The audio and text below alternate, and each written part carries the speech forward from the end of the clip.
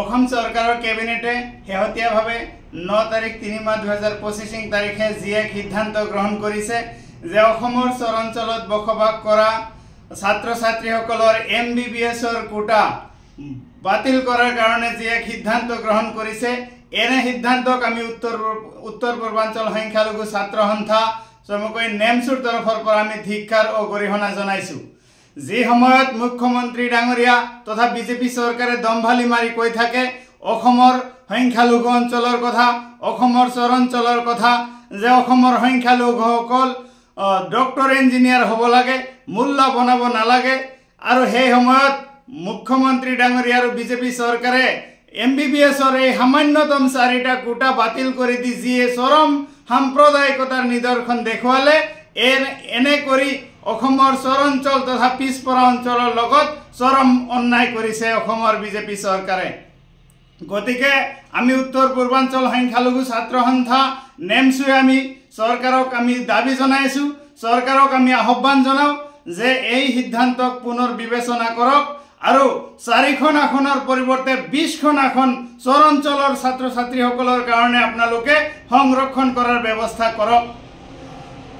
আপুনি অসমৰ মুখ্যমন্ত্ৰী, চৰাঞ্চলৰ মুখ্যমন্ত্ৰী, চহৰ অঞ্চলৰ মুখ্যমন্ত্ৰী আপুনি, গতিকে অকল চহৰ অঞ্চলক আগুৱাই লৈ যাব, চহৰ অঞ্চলক পিছ পেলাই ৰাখিব তেনেকুৱা আপুনি কৰিব নাপায়।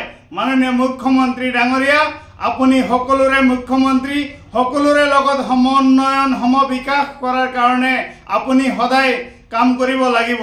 আপুনি মুখ্যমন্ত্ৰীৰ যি মৰ্যাদা হে আপুনি ৰক্ষা কৰিব লাগিব। আপুনি পাহৰি যাব নালাগে যে আপুনি সেই চহৰৰ মুখ্যমন্ত্ৰী নহয়, আপুনি অকল টাউনৰ মুখ্যমন্ত্ৰী।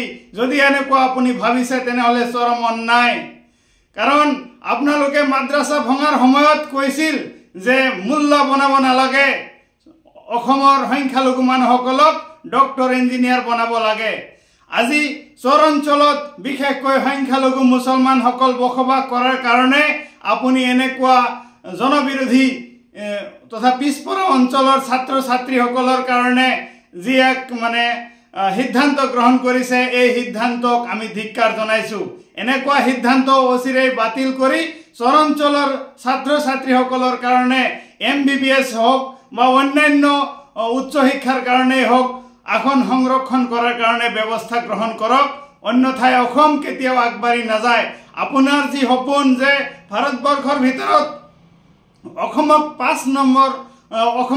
5খন ৰাজ্যৰ ভিতৰত আপুনি প্ৰতিষ্ঠিত কৰিব বিচাৰে, আৰু যদি আপুনি চৰাঞ্চলক যদি উন্নয়ন নকৰে, কেৱল চহৰ অঞ্চলৰ উন্নয়নে কিন্তু ভাৰতবৰ্ষৰ শ্ৰেষ্ঠ 5খন ৰাজ্যৰ ভিতৰত অসম কেতিয়াও আহিব নোৱাৰে।